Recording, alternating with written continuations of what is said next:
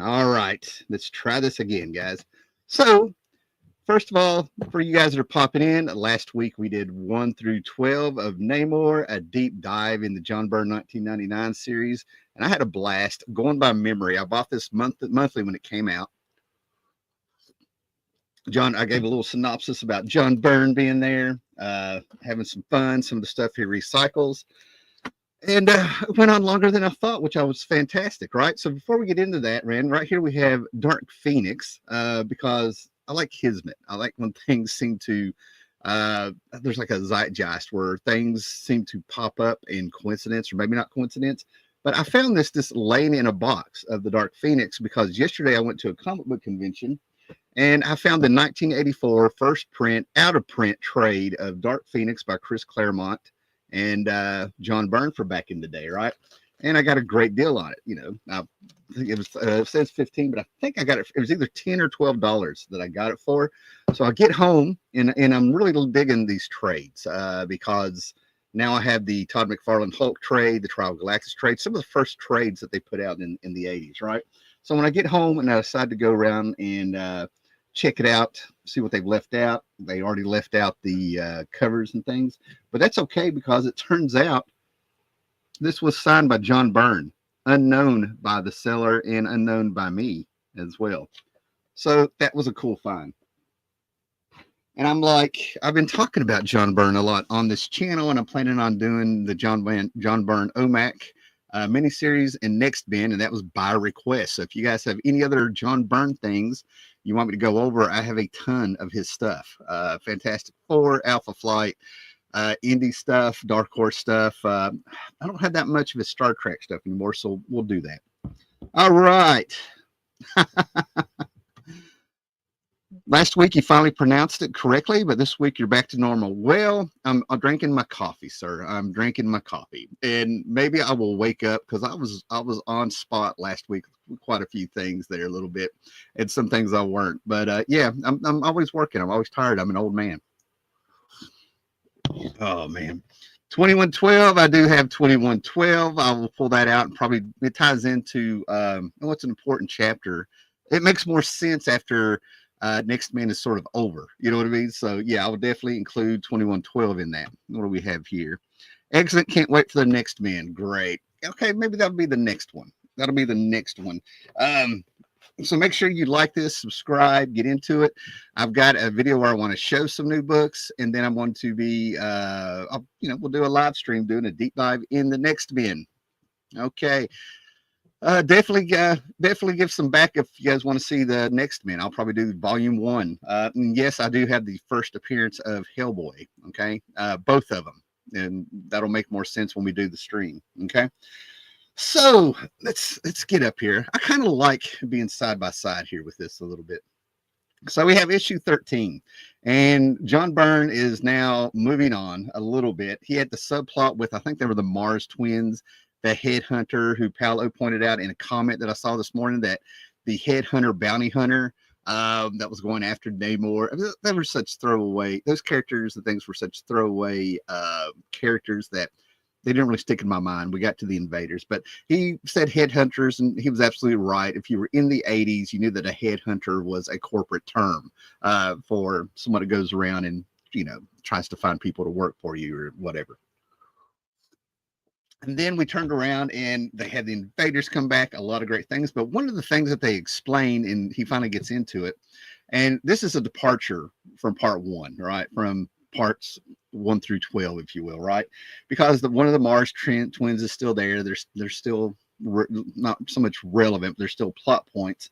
But we get more into the Marvel stuff, and Byrne goes from doing C&D characters to where he's going back to his past a little bit on what he worked with in Marvel, which is very cool, right?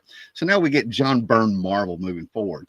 But one of the things he kind of go into the second year, he ties a little bow on something, but he introduced when he did number 1, and throughout the issues, he gives little snippets. He pulls everything in the history of Namor and he put it in there. He even, he even brought up facts like, Namor he went by Roman there for a while. Little tidbits of knowledge that are, were there and forgotten, but he pulls it in.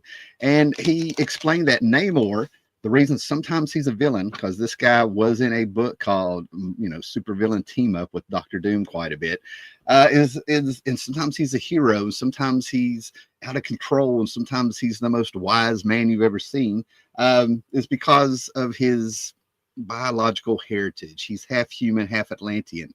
So if he spends too much time on the surface, and if he spends too much, or if he spends too much time underwater, the oxygenation of his blood messes up his brain, so he goes insane at times. Well, he gets subpoenaed, and it's time for him to be in front of the courts for invading the surface world, flooding New York, doing all this stuff, going way back to the 40s where he and the original Human Torch fought. Yet he went to World War II and fought for America with the invaders and things like that. And that's what Byrne does here. He kind of, I'm going to probably switch this around because the zip tone stuff that he does is just fantastic in this, right? So let's get in here a little bit, right? So at the same time that we're getting kind of recaps. That's what's the genius of this. This is part of why it's so much fun, the way they did that. We get little recaps. We find that we're going to have the Fantastic Four, and we're going to have Thor, and we're going to have Steve Rogers, Captain America, come up in court as they go back and forth, talking about what a great guy he is. And there's Ben Grimm and the Fantastic Four. Now, for a lot of people that were around collecting these comics, and my friends in general that we were talking, we wanted Byrne back on the Fantastic Four. The Fantastic Four was just not popping at the time. All due respect to the people that were on the book at the time. So it's just, you were always sort of itching to see Byrne touch the Fantastic Four. You know what I mean? And I mean like storytelling, but we get the history, we get the rationalization, we have, a lot of writing, a lot of words going on in this, because this is all taking place in court. Now, one of the few things to make it interesting is when Thor needs to get up there, you get a big recap, recycling those, that artwork there, John Byrne, again, aren't you? There's the cover, and here's the splash page, as you can see.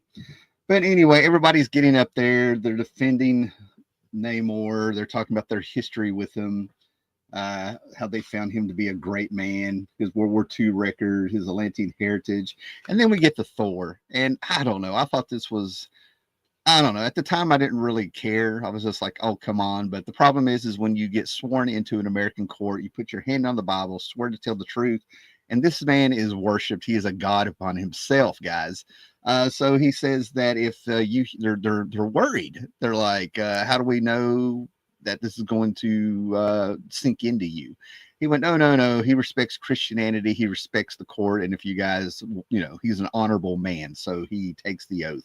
So we have a thunder god. They made they felt like it was a needed moment. So they talk about how he was in the Avengers. Basically, you get all caught up. And of course, Thor has to lose it, because he's a Viking. You know what I mean? He's a Viking. We have to play Thor as a hothead, even though he's had, at this point, almost 30 years of character growth. But yeah, whatever. So anyway, just to get to the point. And of course, if you're in court, there has to be, usually there's a villain coming out there and coming after you, but there's not. They're just building up for other plots. Like I said, it kind of moves along, but wait till you see what his sentence is. Yeah, I'll get back to this in a minute. His sentence is basically he gets put on probation for 100 years. 100 years probation, people. 100 years of probation. And which blows my mind. And guess who his parole officer is going to be? His probation officer, if you will. His probation officer is going to be Captain America for the first part of that 100 years. And then it's never mentioned again. So as of right now, Namor has been on parole for 34 years, guys. 34 years. I have yet to see Captain America, check in with him, or he check in with Captain America about his parole. And I would say that everybody that prosecuted him and, the judge and everybody, are they alive? Are they still alive? This was 34 years ago, So then we start a subplot, right? Now, I did want to be a little bit more knowledgeable here. Like, I'm having more fun remembering this as I go along. But they're starting a subplot. And one of the things that John Byrne was really involved in before he kind of made it to the X-Men, with Claremont and stuff was, I think it was Claremont. Well, there's a lot of people touched the book, if you will, right? But it was Iron Fist, right? So now we're at the grave. There's some people at the grave of one Daniel Rand, people. So somewhere along the line, Daniel Rand died during the 80s and stuff, right? Who knows? Who knows, right? I really don't remember. Power Man and Iron Fist got canceled, and nobody was reading it there towards the end, just the hardcore fans of those characters. Those Sienkiewicz, those great Sienkiewicz ads where we had Power Man pointing at you saying, "Sweet Christmas, buy the book, or I'm going to come get you." And then we had Daniel Rand saying, "Come on, my guy's just a hothead, but you do need to get the book." It was fun stuff, fun stuff. So anyway, somewhere along the line, Iron Fist died, and now they have gotten, did you hear that grammar? They have gotten into his grave. Some people have gotten up there, and there's no body. There's just this mass of rotting plants. Okay, and it's called A Child Is Waiting. So we get our subplot for the second part, and this is where the book just moves, right? Good stuff, right? Let me see what we have here. Make sure. What do we got here? Excellent. Can't wait for the next man. No problem. The Sumerian is here. Good morning. You made it through all the technical issues. Byrne trying to do Simonson buff Thor. Simonson, excuse me. Byrne trying to do Simonson buff Thor. If there's a person who took over a character and made him his own, and we're always going to live under that shadow, Simonson Thor is the one, man. Mike's Total Dragon Channel. Good morning to you, sir. Yeah, so many Byrne classic pages. This is great stuff. I'm having fun with it, right? I usually prepare myself, but I like the way this went. It's more spontaneous. I think there were 7 of us still reading Power Man and Iron Fist at the end. Yeah, and I knew 2. Okay, I knew 2 of them, right? And yeah, so now, and then knowing you, Breen, that's 3. I know 3 people now there towards the end.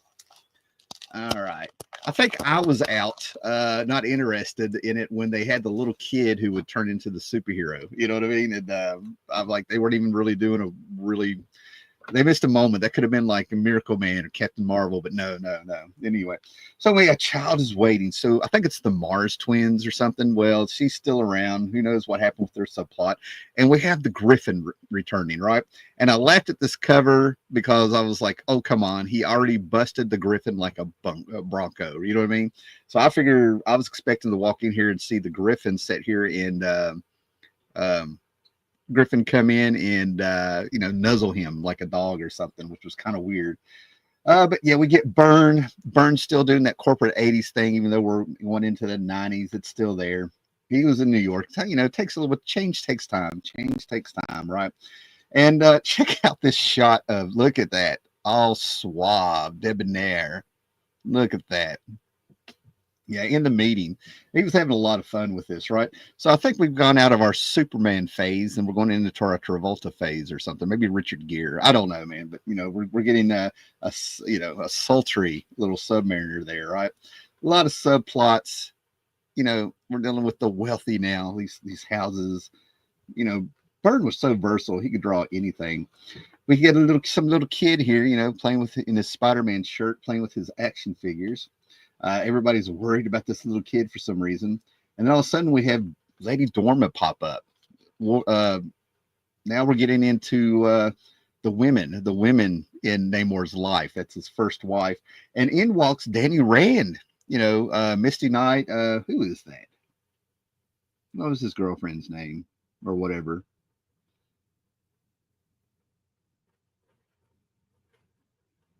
Anyway, Danny Rand is back, and everybody's like, what? He just walks in like nothing happened. And then we also get Kazar. Kazar walks in, right? And look at this, man. We're going into the Savage Land. We're going to start getting Sheena. And of course, we have, Phoebe Mars or whatever her name is. She's moving the plot along. And of course, we get our big 2-page creepy spread of the Griffin coming out and attacking. Oh, no. What are we ever going to do? And Thor, not Thor. So we've been talking about Thor so much. And what happens is we have Namor here. I don't want to mess up my clothes, so I'll just rip them off. He's got to just take that shirt off and go after it, man. So I hereby dub Namor, especially under, John Byrne. I dub him William Shatner, Captain Kirk of the Marvel Universe. Got to get that shirt off no matter what in the scene.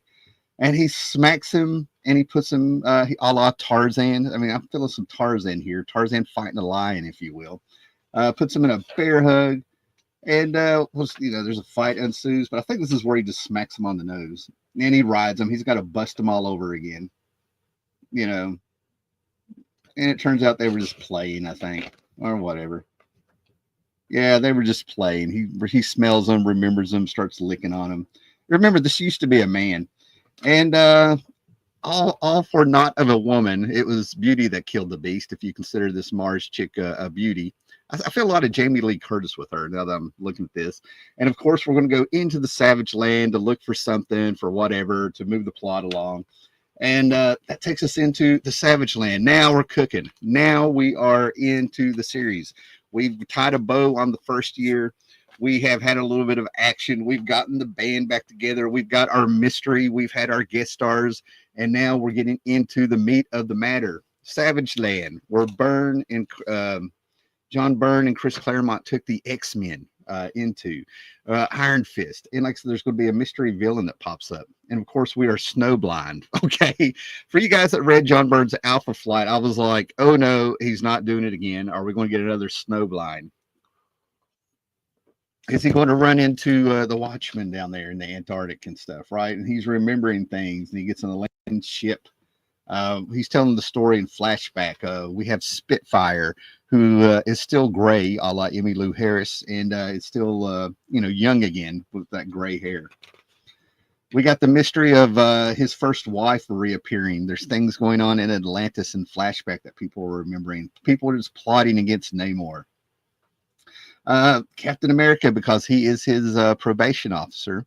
I guess he's got to tell him he's leaving the country, so I was wrong. He did check in at least once in 34 years. But yeah, plot catches us up. Sister gets hit by her brother. The cruel intentions are back. Plot line with these characters. Whatever. More Atlantis. And now we get going here. I'm feeling like Byrne at this time was starting to over-explain things and stuff, right? And I will tell you that as the series goes on, the writing feels like it gets a little bit lazier. I think he was doing Acts of Vengeance and the Avengers, or maybe he was just finally getting bored. I don't know. But it's still good. I still recommend it. That's why we're doing this. But yeah, they've had to go to Atlantis. There's a mystery of Lady Dorma.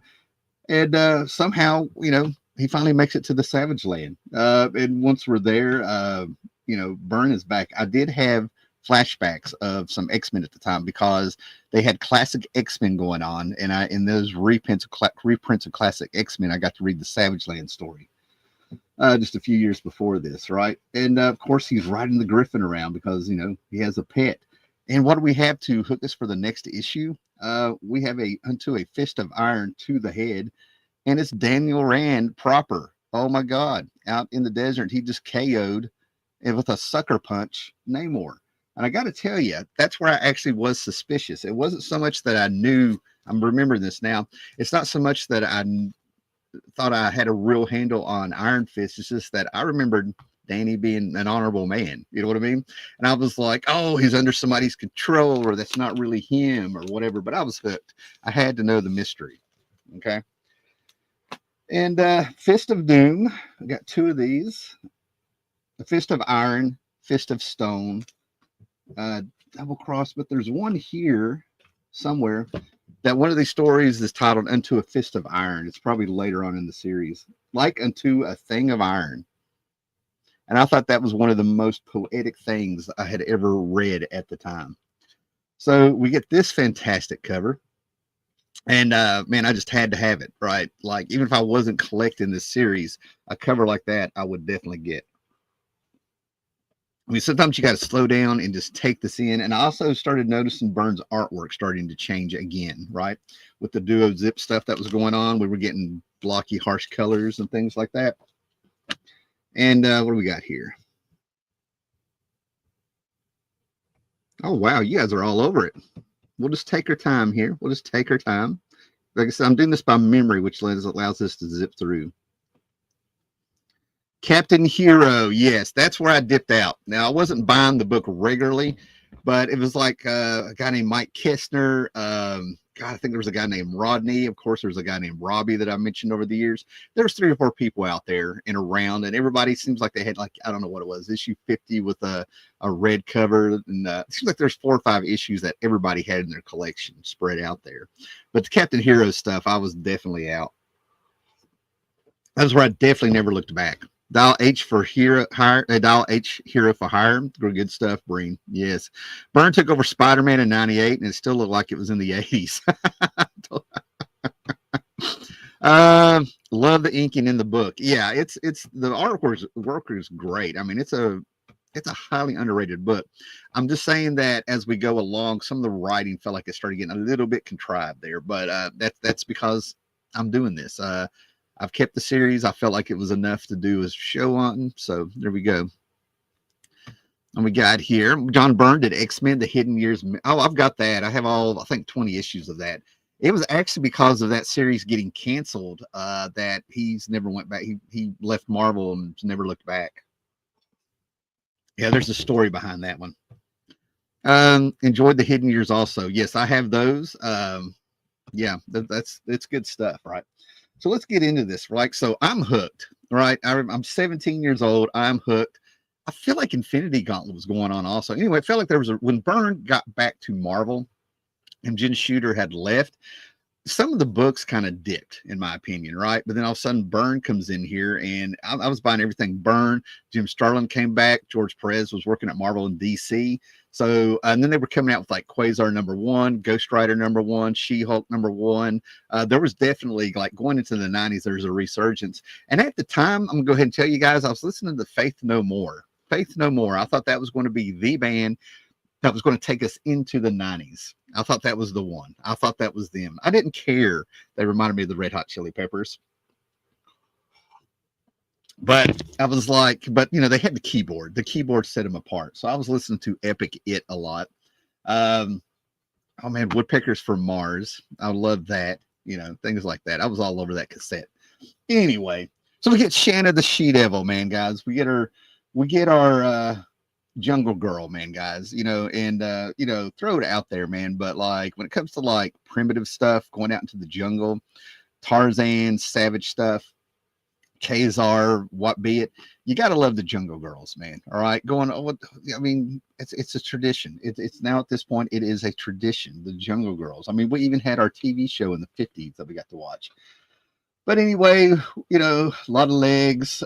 John Byrne, now that I'm looking at this, John Byrne was also doing Savage She-Hulk. He may have been fired off this by then and stuff, but I got a feeling he was doing a lot of character study on women and stuff. And no, that's not Lois Lane or Maggie Sawyers for you DC aficionados.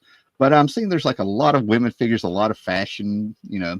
And as you can see, the backgrounds are getting simpler and stuff, right? So I feel like John Byrne was definitely working on a few other things. His OMAC miniseries. I'm picturing this guy working at home in my end, just doing what he wants, having a blast, right? So we're building up Namor Rita. And yes, I left a comment in my last video. Nobody cares. Nobody remembers. But I kept calling her name Mora, but there's a reason for that, right? But anyway, we get more exposition, catching our characters up. Everybody's being dramatic. And I got to tell you, man, this cracks me up. That's just the most dramatic pose to be out there thinking, you know, on top of a ship around the Antarctic and stuff. Tell me you want attention without telling me you want attention. You know, come on now. So the plot goes on, and lo and behold, what? Namor has disappeared, and somehow Namor is captured, and he's being dehydrated with sun lamps. You know, not red solar radiation, guys. Not red solar radiation. I'm pretty sure these are the Nazis or something. Yeah. Here we go. For the present, check out who's doing this. For the present, you may call me Daniel Rand. So we're saying Iron Fist is evil now. And he's also giving you a hint of who he really is, because he says for the present. Yeah, I remember this now. That's when I suspected something was wrong, guys. You know, I was like, so Daniel Rand, our Iron Fist, is with this mysterious figure over here, and he's like, you can just call, you know, you knocked him out last issue, and now he's dehydrated him. He brought lamps, guys. He brought heaters. He was ready for this. So, but Namor won't be taken down by just any heaters. You know, he's crazy. He's out of water for too long, or in the air, or, you know, on one side or the other. And we have it, man. We have Iron Fist versus Namor. And here's what I like. When he takes off his clothes also, a la Superman, his collar pops right up. So I'm picturing him like, I'm going to take this off and whap. You know what I mean? I wonder if there's a snap. There should have been a sound effect. All right. Because that's when you know it's serious. Or he's just really excited. I don't know. You know. So anyway, we have Misty Knight has made it to the Savage Land looking for Daniel Rand, right? Now you got to remember, Misty Knight has one strong arm. She has one cybernetic strong arm. Okay, just remember that. But yeah, they're fighting. We have Iron Fist and them going. We have more subplots going on. Maybe they'll mean something. Maybe they won't. They weren't enough for me to remember. But look who pops up. Now we have the Punisher involved. Now the Punisher is involved. Okay. Punisher was hot. This is the era where you put Spider-Man, you put Wolverine, or you had the Punisher, sort of the Gray Hulk a little bit. We're building up to the Ghost Rider there. These are the hot characters. These are the ones that you put in your book to go. And not only do we get the Punisher, but you know, we get a 70s collared original Punisher, if I remember right. No collar at all, you know, so he's got the t-shirt skull shirt on, right? And then, of course, we're in the Savage Land and everybody's got to get naked. You know, they got to soak up that sun. They're in a jungle. And, of course, we have 3 foot long mosquitoes coming down on everybody. But don't worry, Namorita saves her. Thank goodness. Thank goodness she was there. Because I don't know if you know the movie Caveman with Ringo Starr, but when the bugs landed on him, most people would just smash them into their face and have the guts going down their face. Thank goodness we are a civilization now that we are more civilized and stuff, right? But yeah, we have 3 foot mosquitoes coming at everybody. And of course, what happens when we have a 3 foot mosquito? Namorita decides to fly off for whatever reason, but we still have more of Iron Fist versus Namor, because that's what we're here to see. That's what's on the cover. And Namorita comes in for the save. She went from mosquitoes to, you know, a blonde-haired dude with a popped collar. And of course, she's able to knock him out because Namor, you got to remember, is dehydrated. Okay, he's in the middle of a jungle, dehydrated with all that heat in Antarctica, right? And all of a sudden, there's a gun to his head. Misty Knight, she's like, "You got some explaining to do, Ricky." And then all of a sudden, you know, we get puppy eyes. Check out these puppy eyes, guys. I mean, this is storytelling, right? I've used this same move myself, but I'm a man now. I've grown up. I don't have to do this anymore, but yes, I've used the puppy eyes, you know. Oh, Misty, I did so desperately want to keep you out of this business. Don't you understand? That's why I had to play this cruel game. You know, cruel intentions. That seems to be a theme. Why I had to deceive you, even hurt you. And I'm like, don't be a pussy, Danny. Come on. Though it made my heart ache to do so. But now that you're here, once more at my side, is you want to say those 3 words that we want to hear? Are we going to hear all 3 of those words? The time has come at last for me to tell you the truth, for the truth to be told. And we end here with Misty Knight on his side, guys. He did it. Whatever he said, he got her. And now, you know, she's all right with, you know, grabbing a little Atlantean girl by the, you know, dragging around by the ponytail, you know. So next issue, Fire in Stone. Okay. Fire in Stone. Good stuff, guys. Good stuff. Now if you feel you need to do the puppy dog, I'm not saying I'm the relationship expert, but if you feel like you need to do the puppy dog eyes, don't talk like Danny. Okay. Don't talk like that. Don't do that. Don't do that. Okay. The look is enough. Okay. You're going too far. You're going too far if you start talking. The less you say, the better. Okay. More comments, and then we'll get on to the next one. As you see, is Fire in Stone. This gives you a minute here to figure out who our mystery villain is. All right, here we go. His Marvel's The Lost Generation with Roger Stern was amazing. Did not read it, and I should have picked it up. I ran across it. Is that one where the numbering also went backwards, I think? Might be confusing some stuff. Epic was a great video. Yes, it was. Epic. What is it? I know what it is. I know what it is. I knew what it was from the first time I heard it. I was like, oh my God. Marvel, The Lost Generation can be read from 12 to 1 and from 1 to 12 and still make sense. There we go. Yep. Yes. He did that with Generations Part 3. John Byrne did that with Generations Part 3, I think. I got to pull that out. Make sure I'm remembering that. Part 3, Volume 3 of Generations at DC. Mike Patton was a better singer than Anthony Kiedis. That's why Anthony was jealous of the dude, man. You know, at the end of the day, Anthony Kiedis is like a superstar, puts on a hell of a show. I mean, I can talk about his merits, but it's like he's a little LA whiny crybaby. That's what gets me. You know, like, you know, he's, you know, I don't know. It's not cool. I've seen him take up for Flea. I've seen some merits, but I was really disappointed to see how he acted. You know, Paulo Costa is correct. It's a wonderful piece of work. I love the origin of the Yankee Clipper and how it tied with Cassandra Locke. Here we go. John is taking a shot. He said it is the thing. The thing.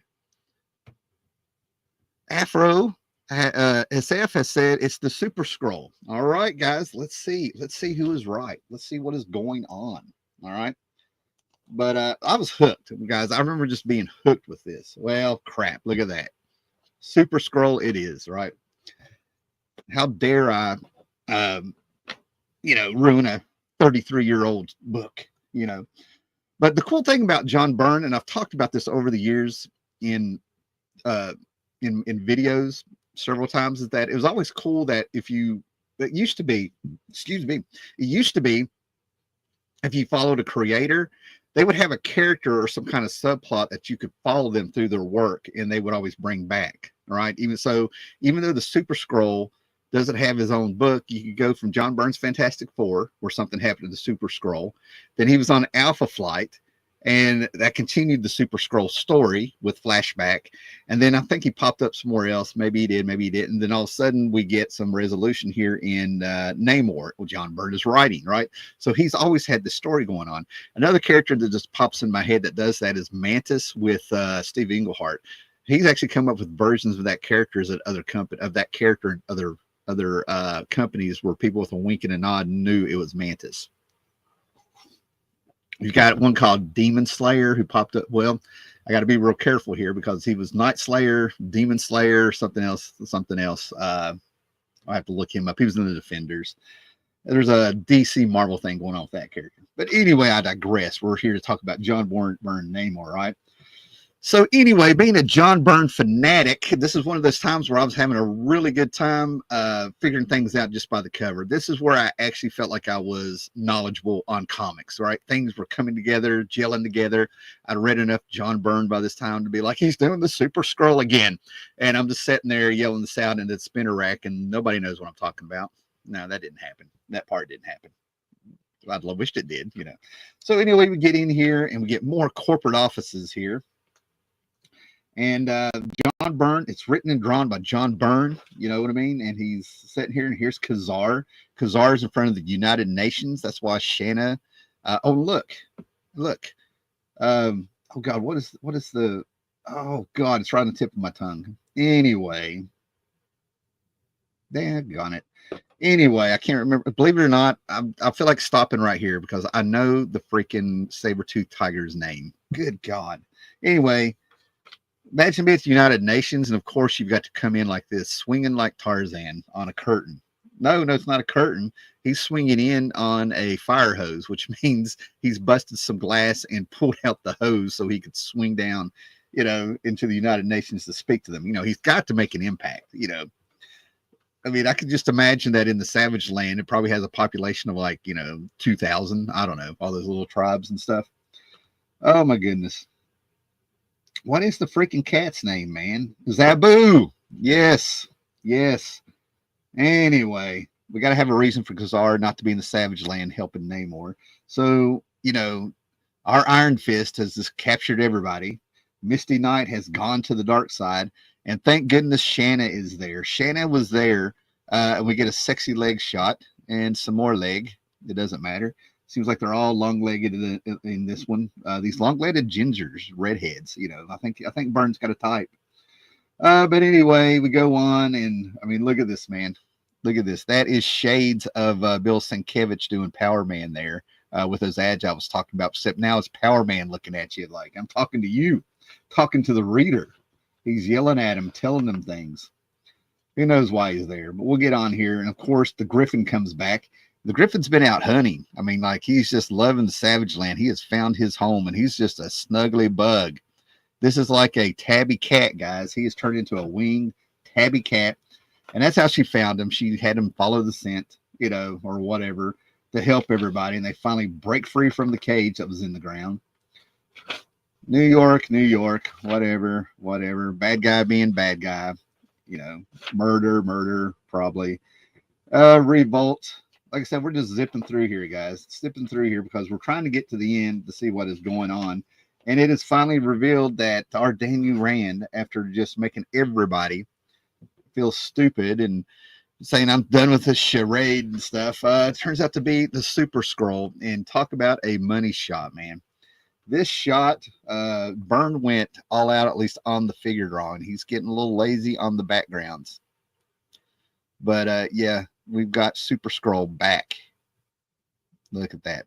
And John Byrne knows the thing so well. He makes people know that the rock isn't, you know, when you draw the thing, it's not cracked rock. It's like mud in a dried up riverbed or mud puddle. So, you know, also a dog's nose if you look really close. But anyway, the double cross, guys. The double cross. We got some shenanigans going on now. Now we have shenanigans with that double cross. Even a little tomfoolery. There's a little tomfoolery going on, too, on top of all that. Good stuff. All right. Nice. Yes, yes, yes. They let Zabu in the UN building, but he's not housebroken. He's an emotional support animal, sir. That's what's going on here. He's an emotional support animal. 30 years, 20 years before they had him, you know. Oh, man. Zabu blows my mind because, like, I'm getting to wonder if it's a fairy that's just changed its form. It's a skinwalker at some point because it is so smart. So for some reason, I have 2 copies of this. So apparently I was really into it. I'm sure I didn't buy those at the same time off the spinner rack because at this time comics went up to $1, guys, right? They had gone up to $1. When I started out, they were 35 cents when I was paying with my own money. Then they went up to 40 and they had an apology editorial for it going up. And then they went up to 60 cents. All right, that's cool. 75 cents was pushing it. 75 cents was pushing it. But when they got to $1, I'm going to quit if they go up again. And immediately they would go up to $1.25. And within a year, they went from $1.25 to $1.50 to $1.75. I was disgusted. That's when the Howler Hustle started. I stopped buying new comics and was getting a lot of stuff secondhand. And I got to the point where I could, like, didn't touch a paycheck or anything for years getting my comics. Anyway, most of them always discounted or something. Anyway, this is about Namor, not me, right? But yeah, I see that and it just disgusts me, right? Anyway, John Byrne he was really opening up with a lot of headshots at the time, right? A lot of profiles and stuff. You can get his West Coast Avengers, and we would have like, I think it was like Hawkeye, one with U.S. Agent. You read She-Hulk, we had one with She-Hulk where I think she was like upside down and one where she was up. But the one I like is in the West Coast Avengers where it's Iron Man, and you can see the distorted, like, was it MC Etcher? Anyway, in the reflection, everybody is distorted with their reflection in Iron Man's helmet. So yeah, Byrne was doing a lot of the same stuff here and there, playing around. You also see how he's starting to do the borders with his comics and stuff, right? They were disappearing. So like there's a lot of evolution going on. Byrne was really playing around with his style at this point. And we got our evil, you know, we need to go back to where our villains got a big introduction and debut, like at the end of the splash page. And now we need more posing and stuff, right? With Namorita, we just had her looking dramatic on a sub or something, looking out into the cold wasteland outside of, you know, in the outer Antarctic Ocean there. But this is evil. That's how you know you're a bad guy. You wear purple and you monologue. You know, great stuff, man. And of course, Misty is like, "You son of a bitch. You know, where's Danny? You tricked me." And now we have the Super Scroll using all the powers. We have a weakened Namor who still needs some water, just popping and, you know, cleaning house with, you know, everybody. They're doing the big escape. Ready, aim, punish. Get your Game Boy and get that Punisher game because the skull in that one is forever. And then we have, you know, Super Scroll is just there. He's monologuing. We have our plot going on back in New York since Namor's not there. And we have the Punisher going after the other Cruel Intention Mars twin or whatever. Anyway, Yeah, more Super Scroll, more explanations of what's going on. What is this? We have ads, looks like. And then we just have a lot of talking heads. A lot of talking heads, guys. We finally get our Land of the Lost dinosaur shots. That looks exactly like Grumpy from Land of the Lost. Our Brontosauruses fighting. And now, we got Namor versus all of the Fantastic Four because Namor has huge ties to the Fantastic Four. So, of course, this would make sense for him to have a rogues gallery with the Super Scroll. He would probably fight harder if this was over for Susan Richards, because it's just how he rolls. He's got a type, and doesn't matter if they're married or not. Anyway, Namor just raises so much hell, destroys whatever equipment that the Super Scroll has, that he runs away. And I tell you what, I don't know if Byrne was making fun of Rob Liefeld here. But I always noticed that shot was just kind of weird for the way that Byrne. I saw Byrne draw the Human Torch hundreds of ways, so there you go. Oh, so he just runs away, and we have a Skull Princess. So I guess Super Skrull is wanting to get home, but he has a princess there just waiting on him. Like, I wonder where my man is. I miss him. So yeah, even though he's alien, aliens need love too and stuff, right? Then we get into 9 wives, right? Lady Dorma, and then we get into Namora and Namorita, right? And if you thought the Black Canary with her lineage was weird, all right, so we get in here and we get some 30s propaganda. This is going to make people lose their mind with issue 19 here, right? Yeah, I've seen people just freak out because 80 years ago, when people wanted to destroy America and wanted us dead, they get mad about the propaganda that was used, and the stereotypes. So yeah, we're talking about Namor back in the 40s here, and I don't know what Byrne was doing here, where he was going, but I think we have Spitfire talking about it and talking about moral dilemmas and stuff, even though she was around during World War II. You got to remember at this point, World War II was, had started 50 years before this. That would be like us talking about the 70s. Okay. But she's catching up. And then, of course, she has to catch up on fashion, right? So we saw how Captain America dealt with being a man out of time. And apparently this is how John Byrne feels women would be feel out of time. They would be like, oh, wow, I get to, try on clothes and look at the fashions that I missed. And this has to be Namorita's clothes because she's already wore that like back in issue 5 and 6. So yeah, playing around. And then she just runs around with this and not realizing that it's got a meaning. Yeah, she just thinks everybody runs around wearing skin.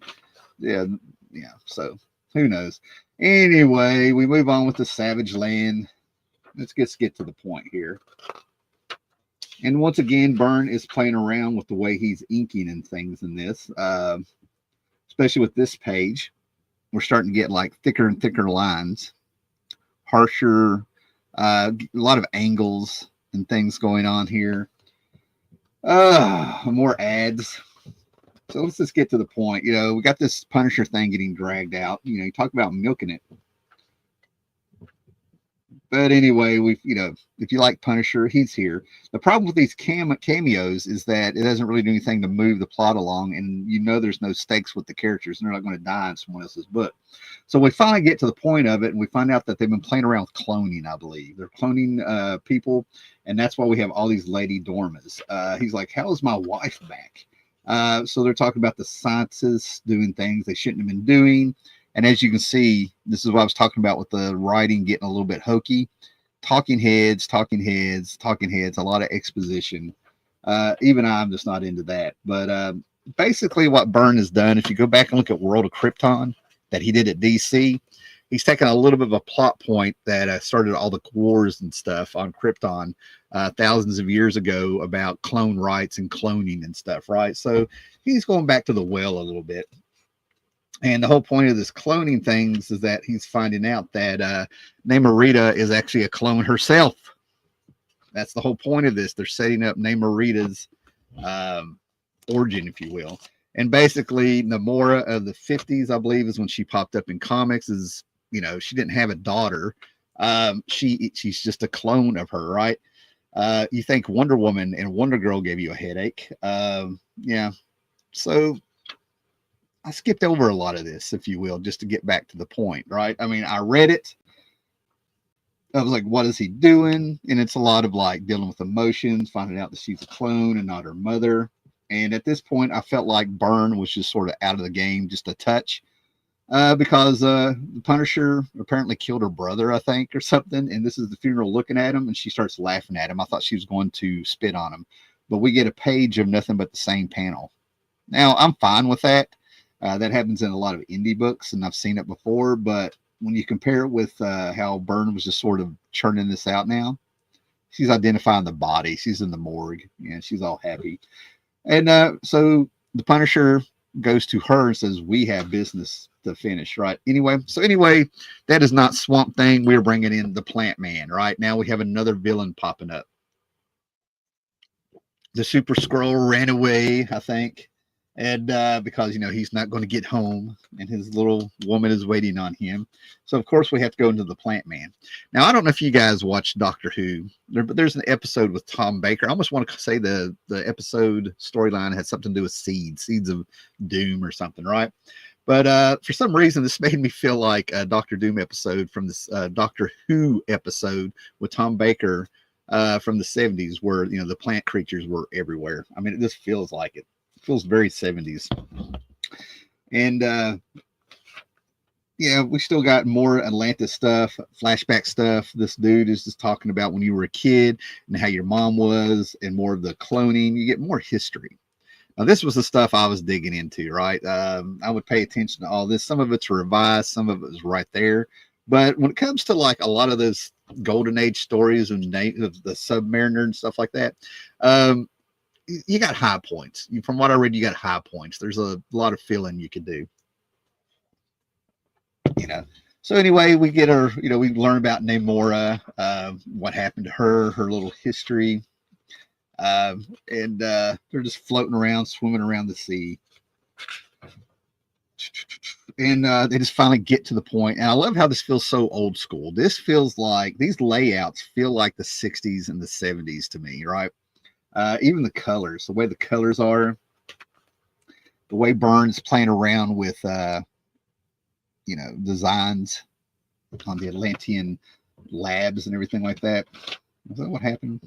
I'm pretty sure she's a clone. Who knows? Oh, man. But anyway, I was ready to like get on with it and get this on. And all of a sudden, an old character from here's some higher guys. Tyrone King comes in, right? And the cool thing about it is when John Byrne found out that this character already existed, he was there. He was already named. But he found out that the name Tyrone translates into king. So you have a character whose name is actually King, and that's what made Byrne inspired to start this story back with Daniel Rand, from what I remember in some interview or something. I don't even know where I read it, but I remember the King of Kings part, right? So now you guys, we go back to the 70s and little 80s there and stuff, but we are in Kunlun. Now, if I remember right, Kunlun, and I'm going by memory, Kunlun only appears at certain times. Right, that city will come and disappear. So it amazes me that they're able to get there at a time when it actually appears in this world. Talk about good fortune. All right, I enjoyed Namor when it came out monthly, but the issues aren't interesting enough to binge. Byrne's love of old villains is the highlight of the series, but the blah blah blah clone or Marita. Yeah, I feel the same way. We're on the same part. And I'm not going to fake enthusiasm for stuff, right? I dig the series, but you're absolutely right. There's a lot of filler in there, and I feel like there's a lot of enthusiasm gone. And I feel like Byrne was just working a lot, and he'd been on the book for a while, and whatever's going on, it's showing in the book at the time, right?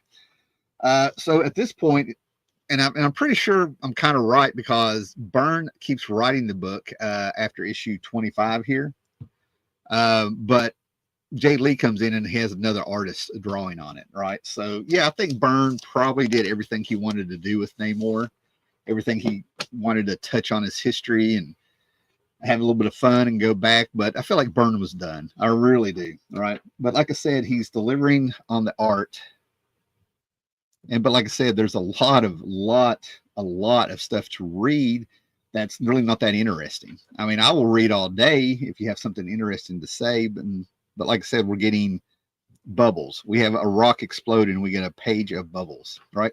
It's cool. And like I said, there's no depth to this, right? It's a lot of outlines.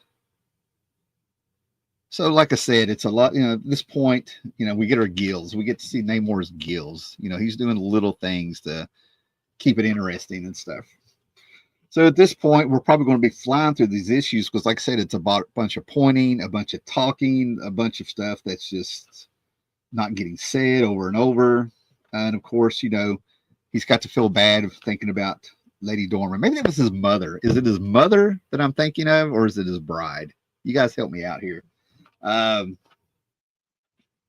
pretty sure, was it his mother? Was Lady Dormer his mother? Am I misremembering?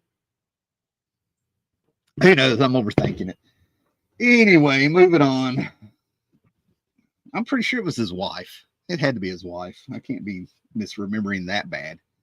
Anyway, I'm not going to lose sleep over it. So, yeah, that's what I thought. I was right the first. I'm doubting myself for no reason. Yeah.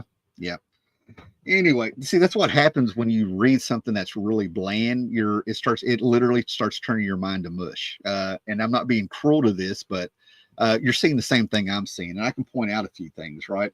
Like, you think Rob Liefeld was. See, I feel like Byrne was making fun of Liefeld in a few things, passive aggressively or something, where he's a superstar artist. Look at this. He refuses to draw feet on a man, and we just get a few lines and stuff. Around this time, if I remembering correctly, whenever he returned to She-Hulk with issue 31 after leaving and issue 8, is that there's an issue of She-Hulk where the first 4 or 5 pages is image art and it's Rob Liefeld. And then an editor comes out, Renee, said, "Hey, I said you could do whatever you wanted, Byrne, to this book, but not this." And then you turn the page and it's Byrne in his full glory, drawn like a motherfucker. You know what I mean? With She-Hulk showing how it's supposed to be done. So I kind of think he started taking some of those cheats and stuff. Who knows, man? But anyway, this is for anybody who wants to know who this is. This is Kazar and Shanna reuniting. Okay. And then we have the Back to the Future cartoon that I remember checking out, an advertisement for that. And what is this? The book available in finer comic. This is on high quality paper, guys. Okay, Anyway, what are those? I'm sitting here thinking like those are not class rings you're seeing, guys. Don't worry, those are not military class rings. But anyway, 5 fabulous decades of the world's greatest comics marvels. Marvel by Les Daniels. Introduction by Stan Lee. A Marvel fan's Bible. The book includes unpublished art by Neil Adams, John Byrne, Steve Ditko, Jack Kirby, John Romita, and more. 17 superhero profiles. The Hunter, a complete reprint of the rare Wolverine adventure. 5 fabulous decades of Marvel. I don't know one person that has that or has ever had that, and I've never seen it in bookstores for sale. But anyway, we're just going to kind of zip through here. She's on her knees begging Namor for help, and she's still manipulating him, right? So, yeah, exposition. And look at this, guys. Now we're in Greenwich Village with Doctor Strange, right? We're going to Doctor Strange for help. I guess this is how they get to Kunlun, right? That makes perfect sense. Not too contrived, at least Byrne is still thinking. And look at this. He examines the plants that they found in Danny Land's, grave. If you remember that from, almost a year by now, if you remember that from issue 13, they're finally doing something about it because they've been in the Savage Land, trying to get answers. And they get to Kunlun, and Kunlun has been destroyed. And we get exposition on Kunlun, if you want to read a book. Just talking, and all of a sudden there's a kick to the head. Look at this, guys. They are pretty much on Skull Island. I'm calling this out. They're like on Skull Island. There's not really anywhere to hide. But all of a sudden, they're making you think it's Captain America with that blue and pocketed red boots. And all of a sudden we got the root of evil. For the Thunderer has found you. They just mentioned the Thunderer, Misty Knight did, in her exposition. And he appears covered in plants. I'm sitting here like this is a Doctor Who plot, root of evil, root of evil. And like I said, guys, we got 4 more issues to go. And I'm going to tell you, man, there's a lot of great visuals, a lot of great ideas, but it's a little rough. It's a little rough going here. And when Wolverine pops up, I may end up telling you something that happens in the story that makes you mad, right? Because it still makes me mad. Okay. All right, what we got here? Yes, who is his bride? Yes, thank you, Paolo. Like I said, when you start reading bad writing or lazy writing, maybe that's maybe lazy is the word. It's not bad, it's just a little bit lazy. That's what I felt. It just gets to the point. Your brain will go to mush. His run is fairly easy to put together for people interested. That's right, Mike.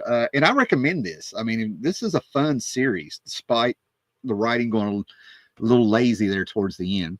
It's mostly in dollar bins, and it's mostly that's what's great about it. First issue I heard went up for half a minute, but I think the movie excitement went away. You know how that works if you play on YouTube at all with way key books are treated and stuff. Women with short hair and big glasses is Byrne staple. Yeah. I think one of the most he's written some very interesting characters. But what I thought worked with him is that they were interesting characters who happen to be women, but every now and then he'll write characters who are women first, and then he comes to the personality later. But I think one of the more interesting ones, and I'm going by memory, I was like freaking 10 years old, I think, when I read it. Heather Hudson from Alpha Flight. I thought she was actually interesting with the way he wrote her. Of course, She-Hulk. Anyway, I don't want to digress here. Yeah, Maggie Sawyer's from the Superman books. That's when I started noticing he was really into short hair, I think, at the time. With his characters, at least. All right, back to the book, right? So here we are, root of evil, people, root of evil. But we have the plant man, big and tall there, right? Unless I can destroy this creature, Iron Fist is doomed, right? So right off the bat, Iron Fist is alive proper, right? It is not the Super Skrull. The coincidence is just a lot, guys. Super Skrull pops up acting like Danny Rand, and maybe it's explained in the story, but there's a lot of talking heads in there. Could just be a sentence that gives you the idea of why this works, right? And just as Mike said this, we have another character with glasses and short hair popping right up. New York City earlier today. That's crazy, Pam. This guy's a 12-year veteran in the police force. How can there be no records of him? So Tyrone King comes in, and apparently, from what I can tell, he's a detective or something, but there's no record of him. And he automatically starts killing people that are snooping in on him. And check this out. This is what I'm saying. The shadow does not, apparently this is glamour of some sort. This is not what Tyrone looks like for real, because his shadow doesn't match. He's got Fu Manchu claws, apparently. You know what I mean? And look at that. Now, this is when I was really like, Byrne is just calling this in. That is one of the worst panels I've ever seen Byrne draw up to this point. I was like, oh, wow. Who's inking this? Maybe somebody started inking it. He would bring in Kent Williams and Carl Kessel and some guys to do background inks and stuff. Anyway, we continue with a possessed Thunderer who's just covered with a vine that's going through him. And notice this time, Namor does not rip the shirt off. We do not get the William Shatner / Captain Kirk effect. Not happening, but we get, a lot of action going on. Meanwhile, another short-haired woman, as Mike has pointed out, she's out here, figuring stuff out, distracting them. And what does she do? She throws a shoe, guys. She's kicking them. This artwork is so hard to start following now that it's not clear that is a leg. It actually looks like she threw a shoe, guys. So, at this point, we get less backgrounds. Byrne's artwork is getting more angular and darker with the inks. I'm really beginning to think he's more about his art style changing. I think he's found a quicker way to draw at this point. But anyway, I do have this issue now that I think about it. That's a Byrne cover where this popped up. So we're getting the Thunder story to catch us up. Everybody is a storyteller with their exposition. I mean, they know exactly. It's like when they catch people up, it's like the story has been in their head, and they've been telling the story so many times they get it down to they exist just to tell this story. That's one of the things of lazy writing I don't like, is when a character feels like they're just there to catch everybody else up. That's an NPC in a role-playing games. You know what I mean? So, but like I said, this is just a dollar comic at the time. A dollar comic, people.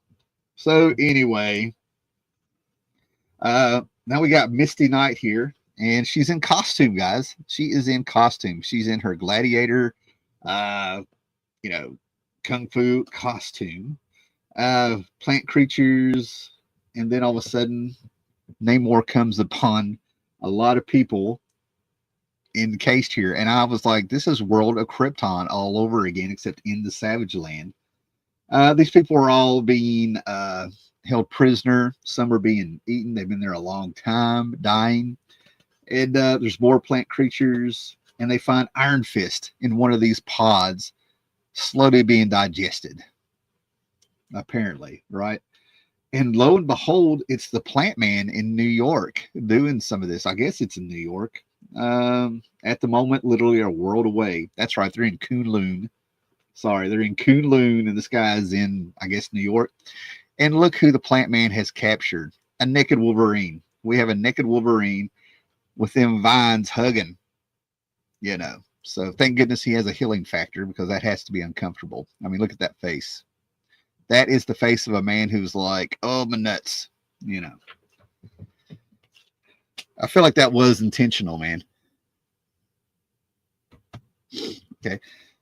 Like unto a thing of iron. So it looks like Danny Rand, Iron Fist, is back proper. He's been in a pod being slowly digested in Kunlun. And apparently Plant Man has something to do with it.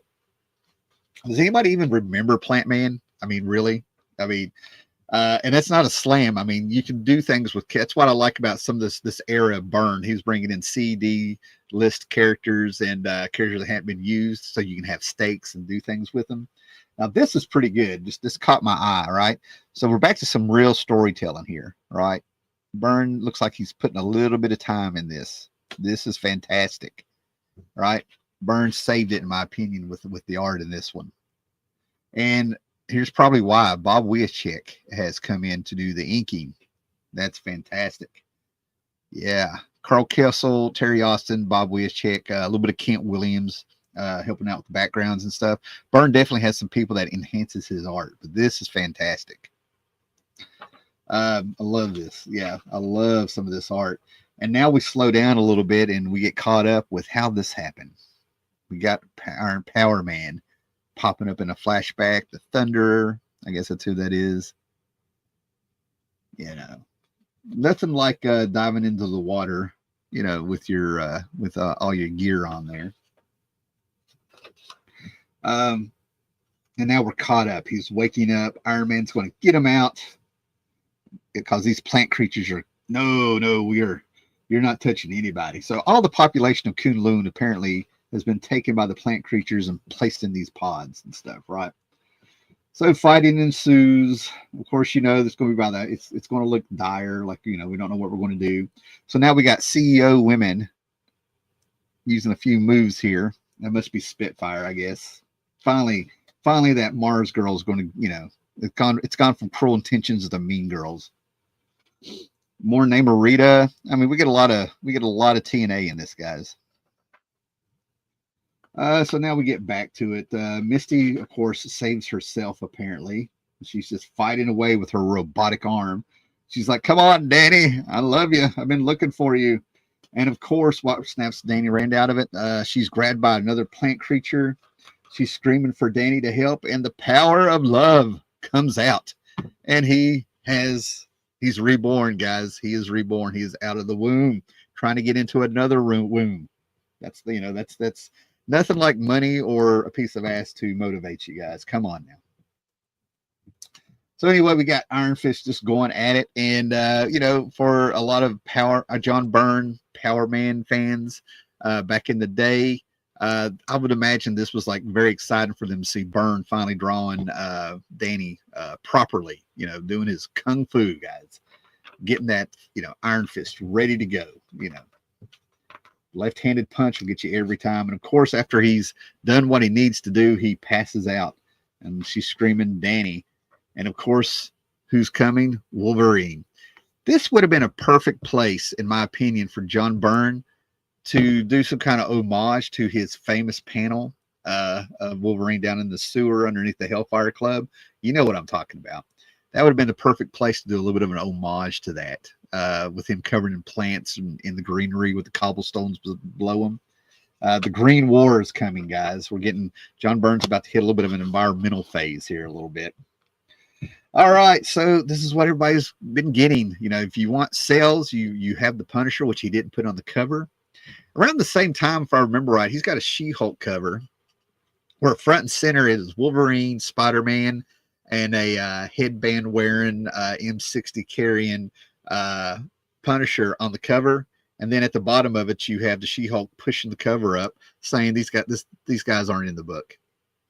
So this is when people started really noticing that Wolverine was everywhere. I think they had a book called What The, which was a humor book at the time. And I think there's a lot of jokes in there about Wolverine. There at least one or two stories that acknowledged that Wolverine was in every book. Maybe it was Excalibur. I think it was an issue of Excalibur, like Excalibur number 14 also. But anyway, you were seeing people acknowledging that Wolverine is just everywhere in the universe, you know. Oh, man. So here we are. This is what people were waiting, right? And there's something in this that happened that just ran all over me, guys. Like, I was like, oh, come on, right? And I felt like there was a deal. I felt like there was a deal done backstage, right?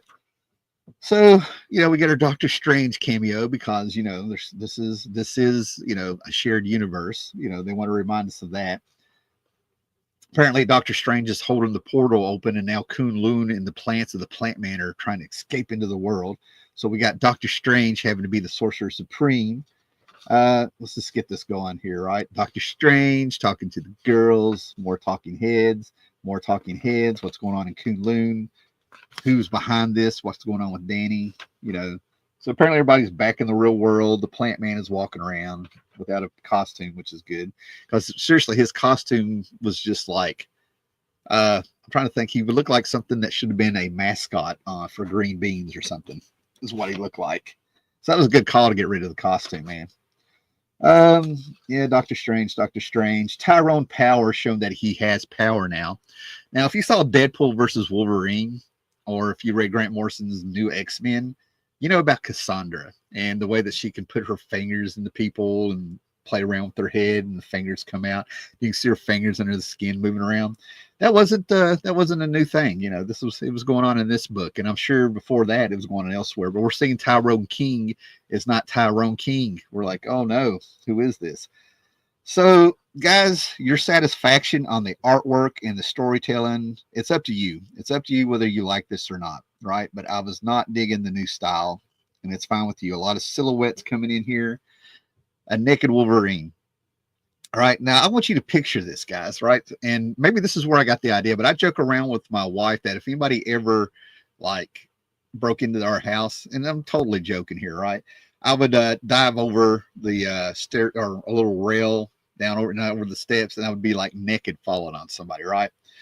So can you imagine just walking around somebody's yard after you jump the fence and stuff, going after the Plant Man, and you're ready for, you know, henchmen with guns, maybe a super villain or something, maybe some plants coming at you, a Swamp Thing wannabe thing. But no, man, you get a big hairy midget falling on you. That's got to be disturbing, guys. I mean, think about it. Imagine, if you will, that you're just on a mission and a naked guy jumps on you. I mean, your reaction is not a negative reaction. It's natural, right? Whoa, I wasn't ready for that. That's a psychological win in a battle. If you get the psychological war done, you know, first, you won the war. So anyway, we get a possessed, a la poison ivy possessing people, if you will, if you want to go with plant villain tropes. But we have a possessed, mind controlled, whatever Wolverine with his, and we know it because his eyes are red. Okay, that's not from lack of sleep. So we finally get Wolverine. Like I say, finally, like people were really wanting this. I've never heard anyone say they want Wolverine versus Namor, but it's pretty cool. So the X-Men, you got to remember, were like in their own corner of the Marvel universe, and continuity happened when it was convenient. I mean, it's really what happened. The X-Books were so number one in sales and things like that. Seeing them kind of mix it up with the rest of the Marvel universe every now and then was kind of cool, except for Wolverine, who was everywhere. So when they're fighting, the claws are coming out. He, at the same time, is making sure we don't see Wolverine's little Logan, if you will. We'll refer to Wolverine as Wolverine, and little Wolverine, we'll call him Logan, right? So, we're not seeing his Logan, but it gets pretty bad. I feel like editorial may have came in and was like, more black. Make sure we don't see little Logan, So anyway, the fight is going on. And of course, it's a possessed Namor, so he kicks him in the head. And a la Man of Steel Superman that he did, Namor jerks a tree out and tries to smack Wolverine with it. I mean, how can Wolverine, with his speed and agility, not be able to dodge that? And then all of a sudden, the Plant Man has shown up, doing his best Shadow or Pale Rider, whatever you think, right? So yeah. So now we have the Plant Man coming in the fight. He busted up. Somebody needed to hold him, man. This is like but yeah, this is the Plant Man look now. This is what we went with. I can name 2 or 3 other characters in the Marvel universe that could have been, Anyway, so the plants are talking now. Maybe they're a race of plants. Who knows? Maybe he's working with them. Maybe they're from Kunlun. And you come to find out they're the main bad guys. What you thought were the henchmen were the main bad guys. And they've got him now. They've got Namor now. So we come to the finale because we got to wind this up, guys. And there it is. We have found out who Tyrone King is going to be. Namorita, I'm pretty sure she's pretty popular with the New Warriors by now. They had a #1 come out. So, of course, she's going to be a little bit more fashionable. Just a lot of, simple shots of her flying around, looking, on this, looking for Namor on this private property and stuff. And we're finding out that the plant creatures were the real bad guys, and they're working with somebody. I think it's Tyrone King. But here's what got me. It turns out that Wolverine is not going to remember any of this. It's like it never happened. His mind is wiped clean from magic. So Wolverine is not even going to remember that he was there. And look, guys, for you guys that liked it, it's Captain Hero. We go back to Captain Hero with what's the story that's being told, Tyrone King, Captain Hero, and everything that was going on. This has a lot to do with it. So Captain Hero, with the kid that was dying and everything like that, ties into the plot in some way, fashion, or form or something. But at this point, it doesn't matter because now we get more jumbled art. We're just going to get this on with. But Namorita came in for the save. And guys, it was so contrived that I'm not even being facetious here and stuff like that. It's really kind of fizzled here at the end. Wolverine gets his shots in. Our big mystery villain comes in. Like, who is this? He goes, who am I? Is of no consequence, you little man, as you are of no consequence to me. He's like, he's vanishing. He's transported back from whence he came. Your sudden arrival is poorly timed, stranger. Is your intent to ally yourself with the invaders? No, Prince, no more. These creatures, and we get our, these are who the creatures are, guys. These creatures are as much my enemies as they are yours. Behold, as I demonstrate the truth in words. It takes less than a minute, but in a minute that will dwell in the memories of Namor and Namorita for the rest of their lives. The arcane power of the mysterious stranger tears through the horde, and the air grows thick with the death screams of the plant people. So they were a race of plant people from Kunlun, I guess, trying to take over and come to Earth. That's what I mean. There's no stakes, and they don't really get into any depth with these characters to make them feel like they're breathing and stuff, right? Oh man. But anyway, Iron Fist, you will be his enemy. They never really say his name in this. But anyway, this is just a plot point. This character will return later on. You know what I mean? I'm really not seeing a name here. I can't remember, but I do know that this was the point where Namor gets his mind wiped by this dude, right? For whatever reason. Instead of just killing Namor, he wipes his memory and makes him disappear. And then they announced that John Byrne will still be writing, and we've got a guy named Jay Lee. They're introducing Jay Lee to take over the book, and everybody's 6 months later, and everybody's wondering where Namor is. So this dude does pop back up about a year later in the book, I think is when it was for the final showdown and stuff, right? So that's the John Byrne written and drawn issues of Namor, a fun series. As someone has pointed out already, you can find it, most of them, 99% of the books. I don't know about number 1 because of him popping up in the Black Panther movie. But the number 1, I would imagine, should be relatively, you should be able to run across it. I don't know the prices people do, but the rest of the series, dollar books, right? I'd say the first 16, 17 issues as you've gone through here are pretty solid. And like I said, the writing started getting really lazy there towards the end. Threw in some stunts there with the Punisher and Wolverine to get things going. But not Byrne's best written work after that. That's what I'm trying to get at. The artwork and stuff, you saw it for yourself. But I have fun with it. I loved some of the titles of the names, like Unto a Thing of Iron, that's popped in my head.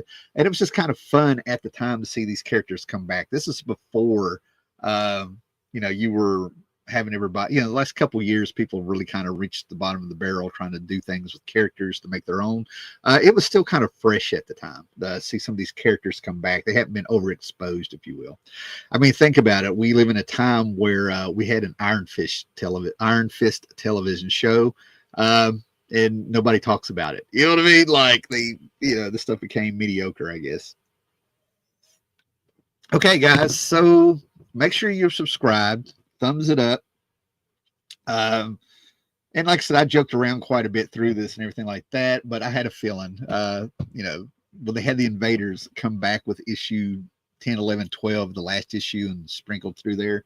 The parole thing with Namor cracked me up a little bit because I guess, except for the next issue where he lets Captain America know he's leaving the country, I have never seen it pop back up again. Maybe in the rest of the series after Byrne left, who knows, But anyway, that's it. That is John Byrne's Namor. Have fun with it. Look it up. I have a few other videos coming up. So as I was saying, thumbs it up. Make sure you're subscribed. Hit that bell. I got a little bit of a haul live show I'd like to do. I'd like to do a little bit of drawing if you want. I like to do like a character study of drawing a Stan Sakai Usagi character. Maybe just go through some of the covers I have, through some of the books, look at the covers and find a figure of